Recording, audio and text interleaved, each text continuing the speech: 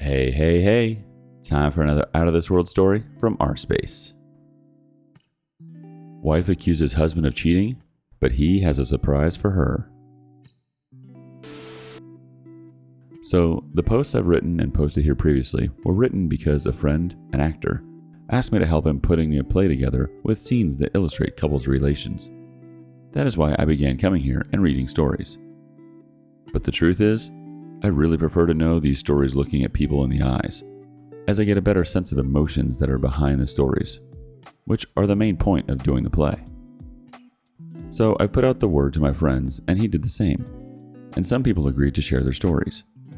So I've seen a lot of pain in people's eyes when they talk about what they went through. But nothing prepared me for what I heard yesterday. So this comes from a person known by a friend of the actor. We talked a few times about what is going on in his life, and it's a story that is 9 going on 10 years now. But yesterday, he called me and said that he would like to talk to me about some developments, and we went for a coffee after dinner. After a bit of small talk, I asked him what was up, and he just handed me his cell phone and showed me a recording of the conversation he had with his wife a couple of days ago. I'm not going to include a backstory, as it's all below in his own words, throughout the conversation. So F will be the friend, and FW will be friend's wife. So, for the record, you've just entered the office in our house and asked me if I'm having an affair, and I asked you to record this conversation before answering. Is this correct? Yes, it is. So are you going to answer me? In an angry voice, almost screaming. Yes. Yes, you'll answer me? Yes, I'm having an affair. How long has this been going on? Are you asking about the woman I've been with? About 2 years. 2 years? You've been unfaithful for 2 years? No, I've been unfaithful for 6 years. More to the point, since the 6th of April of 2015. Yes, it was my birthday. I hired a call girl and spent a few hours in a motel. You're a piece of shit, you know. Why would you do this to me? Well, do you really want to have this conversation? Do you really want to go into the why? I'll tell you why. 9 years ago, you started to act different, and I couldn't wrap my head around why. There was nothing fundamentally different between us, and yet, suddenly everything changed. I started to have to walk on eggshells around you. It seemed that the fact that I breathed was irritating you, and I spent more time lost, wondering why, and trying to do the best I could. But things just seemed to be getting worse all the time. And then, our fun time? That was almost non-existent, stopped altogether. Then I found a piece of a condom wrapper in the car, as I was cleaning it, and suddenly, the reason became clear. She tries to say something and mumbles, but he stops her. If you want to know why, you'll know why. Just let me continue, and then you'll say whatever you want to say. So, in that moment, I felt a pain like I never experienced. I felt emasculated and low. I felt there must be something wrong with me. I wanted to hurt you. I wanted to hurt me. But then I thought of the kids and the fact that I loved you so much. I decided I would win you back. But everything I did just seemed to annoy you. I took you to fancy restaurants, on romantic dates, took you on vacation to places that you always said you wanted to get to know, but in reality, you were never there. You were glued to your cell phone and I was completely transparent. You excused yourself with overtime and work functions, and I picked up the house, the kids. You did nothing, except work, and when you were at home, your cell phone was your world. But I was still trying.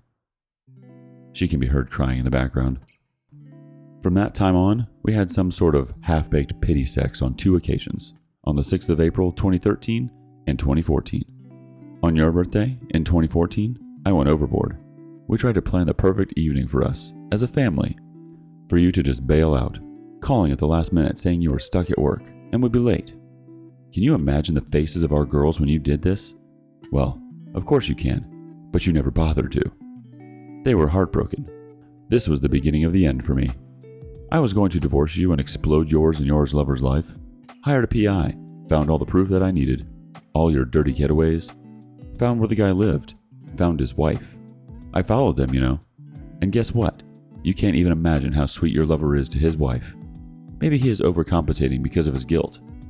And then I saw his kids, and I just couldn't bring myself to explode their marriage.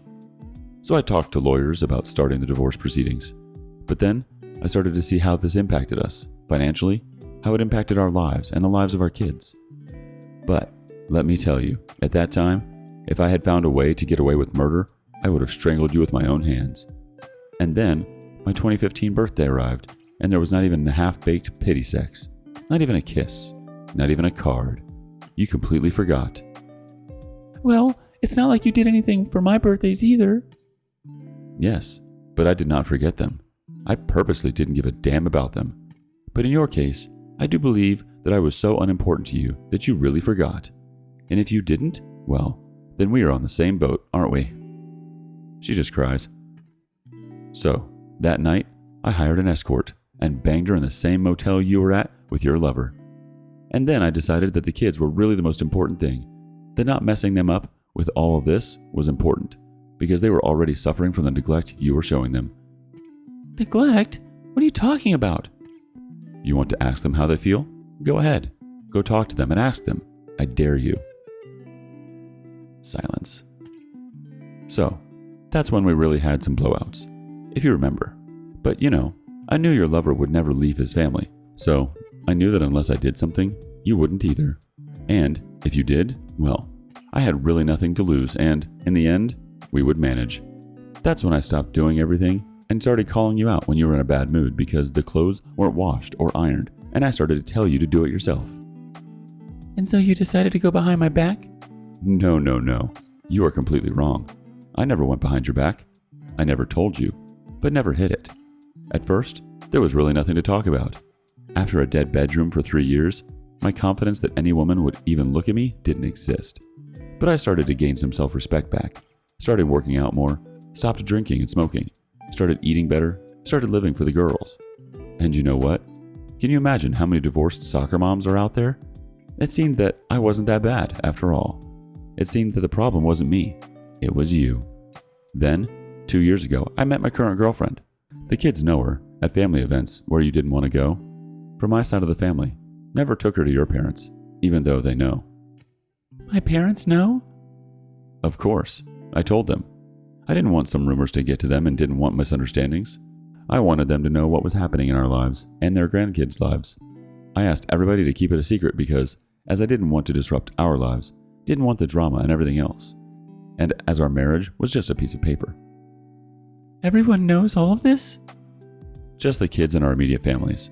That's why I never went back to your parents' house and why I stopped telling you to come to mine. But going back, I never hid it from you. I left Facebook Messenger opened.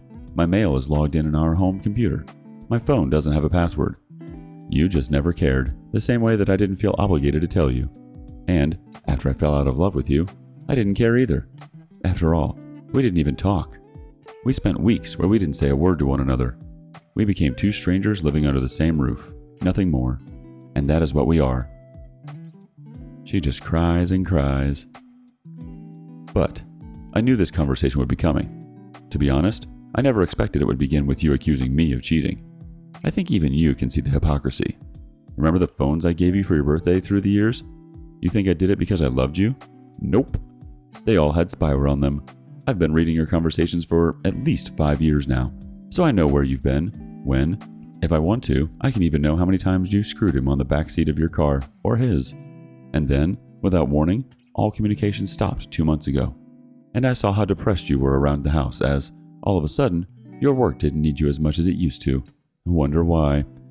And then I did some digging and found out about his accident, how he is paraplegic and being taken care of by the wife he was never going to leave, how he can't even move his arms to send you a farewell text.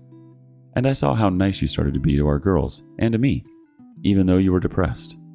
I knew this was coming. So, I'm going to tell you how it's going to be. If you want a divorce, I've got 9 years of proof of infidelity, and I will take you to the cleaners. If you want to get out of the house but not get divorced, you can. But that is solely your problem, financially speaking. I would advise you to keep things as they are, at least until our younger goes to college in a couple of years.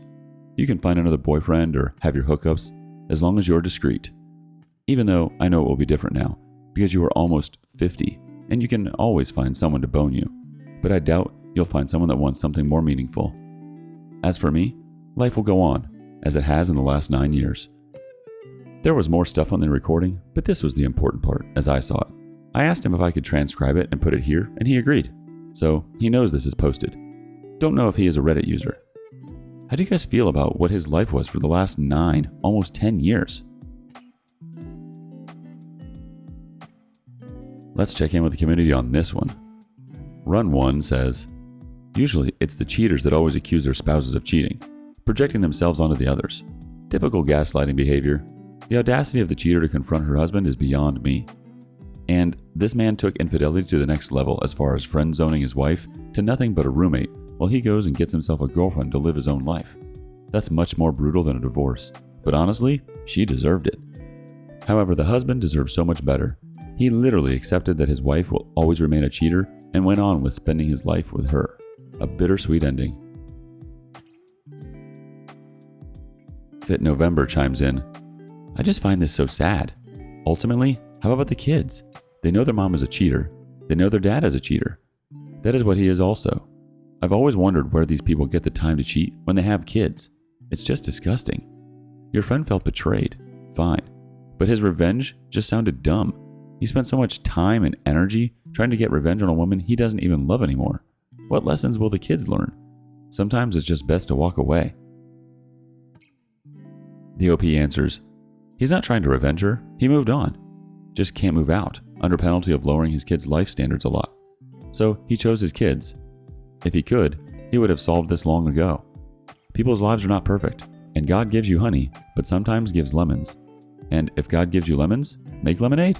Make the best of what you have and how you can.